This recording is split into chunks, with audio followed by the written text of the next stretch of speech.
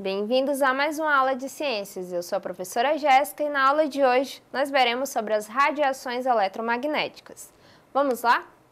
Então, para a gente começar, vamos entender primeiro o conceito de ondas eletromagnéticas. O que seria isso?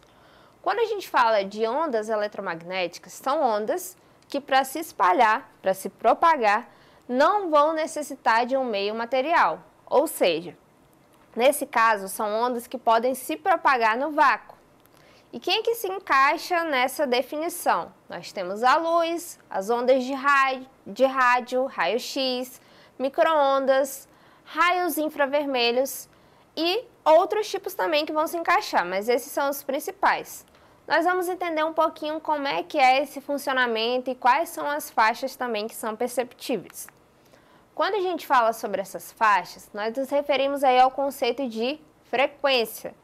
Em determinada frequência, nós estamos falando dos raios gamas, dos raios X, temos também os raios ultravioleta, infravermelho, micro-ondas e ondas de rádio. Percebam aí na imagem que foi mostrado para vocês que o comprimento de onda ele é diferente. Existem alguns comprimentos onde eles são mais próximos e outros que são mais distantes. E é isso que a gente observa nessa imagem aí que está aparecendo na tela para vocês, ó. As que estão mais próximas, têm a frequência menor, são os raios gama. As que têm uma frequência maior, que têm uma distância maior também entre si, já vão ser as ondas de rádio. E dentro dessas frequências, nós temos também a faixa de luz visível. Dependendo da frequência, essa luz visível também tem um certo espectro.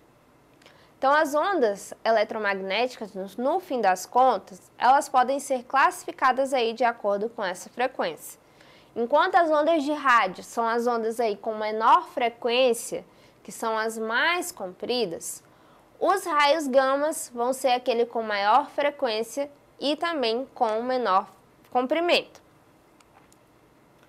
Quando a gente fala aí das aplicações das ondas eletromagnéticas, nós podemos citar várias. Nós vamos ver já quais são essas atuações que a gente pode observar em relação às ondas. As ondas eletromagnéticas, elas podem ser classificadas ou estudadas de acordo com as suas aplicações. E aí o uso dessas ondas também vale a gente trazer que elas vão estar presentes em vários campos do nosso cotidiano. Então, às vezes, a gente nem percebe que essas ondas eletromagnéticas estão sendo utilizadas. Mas a gente vai ver já em que situações a gente pode observar essas ondas eletromagnéticas sendo utilizadas. Como eu já falei para vocês, nós temos as ondas de rádio, micro-ondas, radiação infravermelha, a ultravioleta, raio-x e também os raios gama.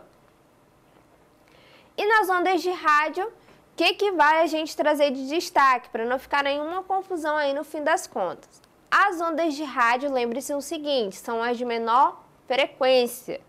De menor frequência, mas também de maior comprimento. Dentro das ondas de rádio, elas são empregadas aonde? Já que a gente pode observar elas acontecendo.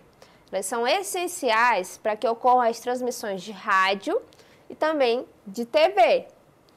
E ela foi gerada pela primeira vez pelo físico alemão Rudolf, que é esse cara da imagem que vocês podem observar. Além das ondas de rádio, nós temos também as chamadas micro-ondas. O que vale a gente trazer sobre as micro-ondas? São aquelas que vão ter por característica principal conseguir atravessar a ionosfera. E por isso vão ser muito utilizadas nas transmissões de radar. Ou seja, cada uma das classificações que eu for citando para vocês, cada uma vai ser utilizada para uma atividade diferente, porque cada uma está acontecendo numa frequência e num comprimento também que é diferente. Por isso, não pode ser utilizada todas para fazer a mesma atividade. No caso da micro-ondas, a gente observa bastante no forno de micro-ondas, que muitas pessoas hoje já têm em sua casa. Então, para que consiga aquecer, algum produto dentro do micro-ondas, você vai ter o acontecimento dessas ondas aí, que tem uma frequência diferente das raios gama, por exemplo. A radiação infravermelha já é uma outra classificação que nós temos. Nesse caso, a radiação infravermelha ela vai ser emitida por corpos aquecidos e é através dela que nós vamos receber o calor que vem do Sol. Quando é que ela pode ser utilizada? Ela pode ser utilizada para detectar a temperatura de objetos, em fotografias térmicas para fins médicos, e envios de informação, dentre outras situações também. Já a luz visível, o que a gente pode citar? A gente vai ver que a luz visível ela tem uma certa classificação. Lembra que tem um espectro visível. Dentro do espectro visível, nós temos algumas faixas de cores. Que faixas de cores são essas que a gente pode observar? Nós temos o tom vermelho, laranja, amarelo, verde, azul. Nós temos também o anil e o violeta, como vocês podem observar aí na tela. Esse espectro eletromagnético, ele vai ser formado aí por diversos tipos de ondas com diferentes comprimentos e frequências, como eu já citei para vocês. E a faixa de frequência que nós conseguimos enxergar, que nós conseguimos observar, é o que nós chamamos de luz visível. E aí o que vale a gente trazer? O Sol, ele vai emitir luz com diversos comprimentos de ondas. Conforme ele vai emitindo essa luz com diferentes comprimentos de ondas, nós não conseguimos perceber pelo nosso olho humano, a gente não tem essa capacidade. A gente só percebe quando a luz incide sobre um prisma, ela vai sendo quebrada e decomposta em diferentes cores e cada uma vai corresponder ao intervalo de comprimento de onda. E a radiação ultravioleta, o que é importante a gente trazer? A radiação ultravioleta é a radiação, que ela pode ser muito prejudicial para os seres vivos. E a nossa atmosfera, ela tem a capacidade de filtrar a maior parte da radiação que o Sol emite. E os seres vivos, vale a gente trazer que conseguem aí suportar apenas pequenas doses dessa radiação. Lembra que eu acabei de falar para vocês, é prejudicial. Por ser prejudicial, a gente não pode receber ela toda de uma vez. É por isso, que a gente tem a camada de ozônio aí que vai estar filtrando essa radiação. Se a gente não tivesse a camada de ozônio, nós receberíamos essa radiação por completo. Poderia ser extremamente danoso para a nossa pele e alguns seres nem conseguiriam resistir. Em grande incidência, o que pode acontecer? Pode ocorrer aí descamamento da pele e em casos mais graves pode ter até mesmo câncer de pele. Já o raio-x, vale a gente trazer que ele é muito importante na medicina, porque é através do raio-x que a gente consegue ter diagnósticos por meio de imagens. Os raios-x, como é que eles funcionam? Eles conseguem atravessar tecidos e fibras musculares e vão ser absorvidos pelos ossos. E aí, colocando-se partes do corpo humano entre uma fonte de raio-x e uma chapa fotográfica, a gente vai ter como resultado a formação de uma fotografia dos ossos. Só que esses raios-x também vale a gente trazer que eles não devem ser feitos com constância, somente quando necessário. E os profissionais que trabalham com essa radiação, eles têm que ter todo um material também que os protejam dessa exposição à radiação. Por que isso tem que ser feito? Porque os raios-x, eles podem acabar gerando danos ao corpo humano em casos de exposições muito prolongadas. Os raios gamas, o que a gente pode falar sobre eles? Os raios gama são aqueles que têm um alto poder de penetração na matéria, também é extremamente nocivo à saúde. São as ondas com maior frequência de todo o espectro eletromagnético, aquele espectro que eu mostrei para vocês lá no início.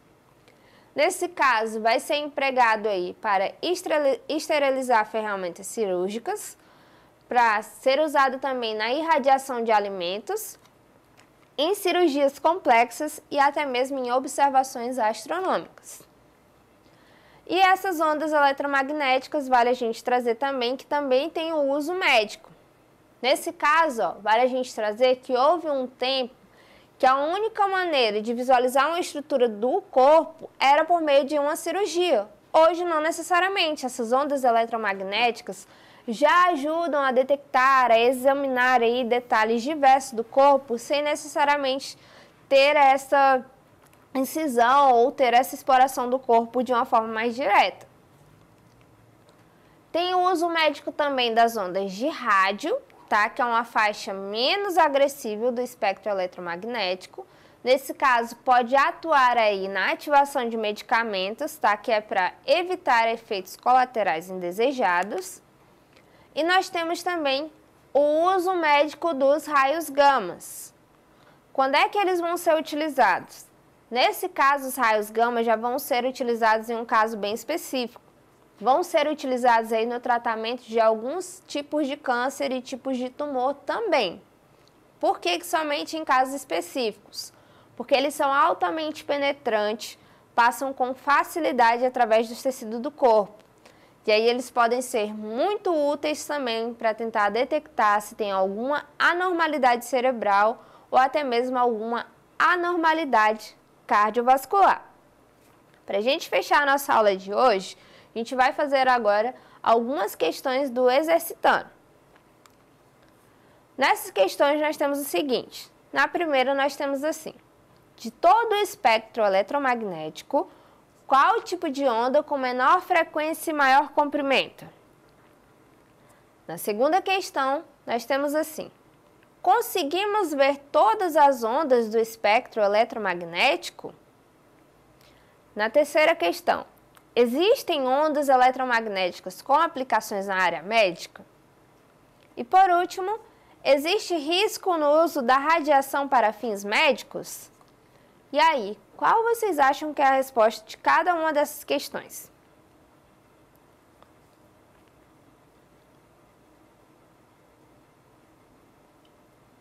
Na primeira questão, gente, de todo o espectro eletromagnético, o tipo de onda que tem a menor frequência e maior comprimento, nós estamos nos referindo aí às ondas de rádio.